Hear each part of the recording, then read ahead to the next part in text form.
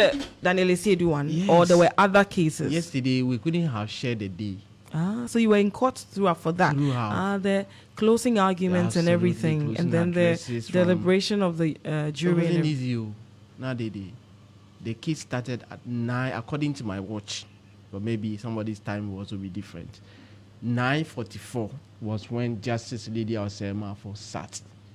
The jury were set. All the parties were present, and we left the court after 5:30 p.m.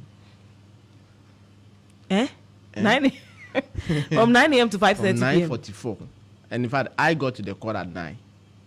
So from 9 when I got to the court, one court, criminal court 5, we left the courtroom after 5:30 p.m. and I'll walk you through that. Yesterday was the D-Day, was the decision day, was the final day.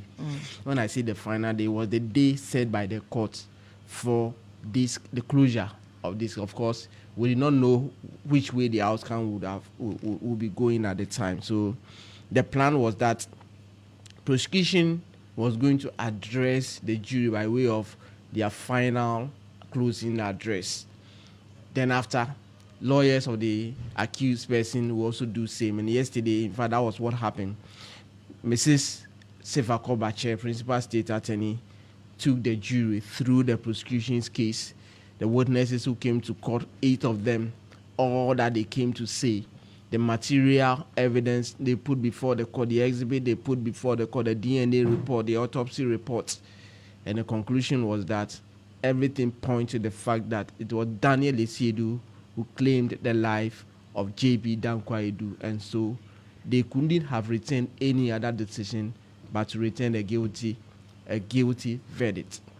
Lawyers for the accused person, led by Yao Dankwa, also took his moment, addressed the jury, and pointed out the inconsistencies of prosecution's witnesses, what they came to court to say, and what they think that for the case to succeed, some of the things that prosecution ought to have done, made reference to the fact that when the incident happened, the wife of J.B. Dankwa-Edu was present in the house, the mother-in-law was present, a certain Jennifer was present, some police officers who went to the house that day. They were, none of them was called to come to court, and for them, they feel that they are material witnesses. And of course, he had issue with forensic, or the knife allegedly used was not sent for forensic examination to determine whether the blood on it has any link with the accused. Then his case was that the real culprits are rather walking free on the street, and the prosecution or the police investigator didn't do a thorough job. So for them to keep an innocent person in jail, that should not happen. And so he ended there and urged the jury to return a not guilty verdict again in favor of his client. But you observed everything that happened. Absolutely. It looked like you were convinced by the defense attorney's closing arguments, right? If you listen to what happened and the kind of it's very interesting. Very, very interesting. Even the summing up of Justice Lydia Osei-Amarfo was very simplistic. Yeah, it was very simple and straight to the point. Straight to the point, and said that if the judge is the one who is supposed to take the decision, she would have found Daniel Esiedu guilty. Because from what her communication and summary, the summing up, and of course she has that liberty to make her opinion on the whole trial. But the jury are not bound to go with her decision. And yesterday she took them through all that has happened, the law, the element prosecution was supposed to prove, and how one of the interesting things that the judge said by way of the summing up was that when they went for the reconstruction of the crime scene, Daniel Esiedu, per the video that we saw in court, was able to use his head to pass through the metal gate and all that. He said once your head goes through, your body would have also gone through. And we're looking at the situation that how he managed to get to the house and then find his way up there, and all that happened. But at the end of the day, and now when I said that, prosecution took over 2 hours to address the jury. Defense lawyers also took over 2 hours to address the jury. In between, there were breaks. The judge also took time, also about 2 hours, to address the jury. Then they first retired at 4:41.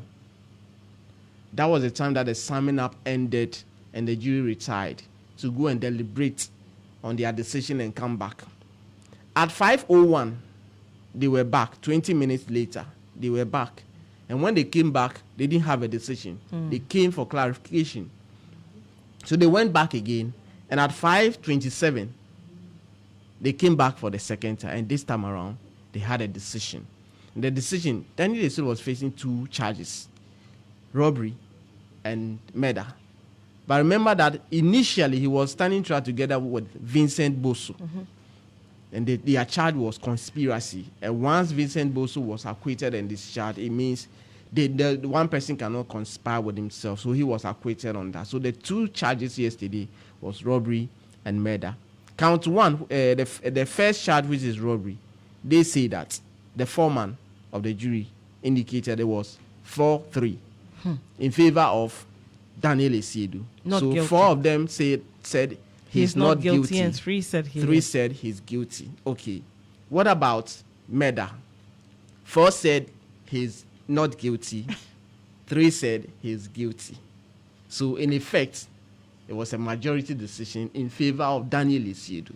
But that is where the law also comes in. Yeah, it was not strong. The majority was there, but it wasn't enough for a legally acceptable decision to be adopted by the court. It's not easy. So easy. Actually, you see freedom in a touching distance. A whisker, he needed just one. 5-2. Then he's a free man. Wow. 5-2. Then he's a free man. And yesterday, so per the decision that the jury returned, or the verdict that they returned yesterday, it means that there is a hung jury. And so the court will have to order. In fact, the court ordered for a retrial. And a similar thing happened in Gregory Afuku's case. So yesterday, if they had a unanimous decision, whether in favor of Daniel Esiedu, he would have walked free. If it was against him, he would have been convicted to life and sentenced to life in prison. If it was 6-1 in his favor, he would have been acquitted and discharged. Or if the other way around, he would go in life in prison. If it was 5-2 in his favor, he would still have walked free. He just needed one. The one now. Just like when you are playing the World Cup final, I just needed just one goal. So yesterday, that was what happened. Daniel Esiedu had a 4-3 decision of the verdict of the jury. But it was a hung jury. And so the court has ordered for a retrial. You have to start all over again. But let's hear his counsel, lawyer Yao Dankwa, moments after the verdict was given. I am so grateful today that the prosecution came to say that my client is guilty of committing this heinous crime. Now, 4 of the jurors believe our story, believe our defense, and the other 3 seem to, support what the prosecution are saying. Now it is now a hung jury. My client is still not convicted of any crime, and no court has convicted him. He's an innocent person who has been languishing in custody for nearly 9 years. February 8 will be 9 years since his incarceration, and all he's doing is fighting for his freedom. And I think we have done a very good job. We've done everything any lawyer will do. And today, though we wish that we'll get 5-2 or 6-1 or unanimous decision, but a 4-3 means that we have a bit of a majority, except that the law doesn't accept 4-3. If the law accepts 4-3, today my client will be walking home. That is lawyer Yao Dankwa satisfied with the decision, the way they have been able to put their case across, and the jury accepted their verdict. But unfortunately, that decision did not set their client, Daniel Esiedu, free to go home. So he's still in lawful custody. And yesterday, moments after, he made an oral request for bail, but the judge said, go and come formally. Let's hear lawyer Yao Dankwa on the issue of bail for his clients. The law under section 286 says that once the jury cannot return a majority verdict or unanimous verdict, and the accused person, more or less, is not convicted, is entitled to ask for bail. And that is a prayer that I made in court today for bail, and the judge said I should come formal. And so we are going to take instructions and then put our application in. So that is lawyer Yaudankwa. You are going to put the application in for bail. As to whether either one the court will consider is another issue. And what is clear is that this case will not be handled by the same set of jury or the same judge that handled the matter. So as and when it is reassigned, we'll give you up to. But yesterday, Chumberima Edu is a brother of JB Dankwa Edu. And for the first time, I'm seeing relatives or family members of JB Dankwa in court. I have been following this case. I have not seen them in court. Okay. And I'm saying that of personal observation that I have made. They were in court and he was not satisfied with the outcome of the decision. Let's hear what he has to say. Unfortunately, this is a sad day for the country and indeed for myself and my brother and my family. After 8 years of this case going on and my brother's painful death, the government, in this case the Attorney General's office, was not able to put up a strong case to convince a jury of 7 to convict Asiedu of robbery and of murder. I think it is quite sad that this has happened to us. It's a painful moment and a painful day for myself, for my brother, and I believe also for all the family members and the children of my late brother. So that is Chumberima Edu, the brother of JB Dankwa Edu, expressing disappointment about the decision. But of course, it is what it is. So Daniel Asiedu, after 8 years, 10 months. In fact, it's almost 9 years. Yes. Because the arrest was in February 2016. February 2025. And the next year, exactly. Yes. And we are in December. Yes. So it's just 8 years, 2 months away. Yes, 2 months away. So that's what after has happened. Almost 8. And yesterday, 8 hours of sitting, we didn't have a decision. Charlie. 8 hours. Yesterday, I left the court complex almost after 6:30. You must have been famished. It wasn't easy. Because if you leave, you needed to see the report that I did. I was looking so tired. You were tired.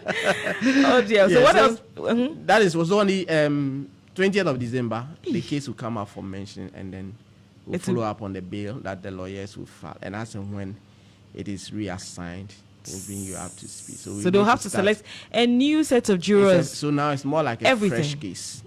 More like a fresh case. It has to start all over again. Afuko is an example. Gregory Afuko. The trial has started. Prosecution is still calling witnesses. It has been adjourned to next February because the judge handling the case sat throughout the legal vacation. And now has to take her break. Absolutely. Yeah.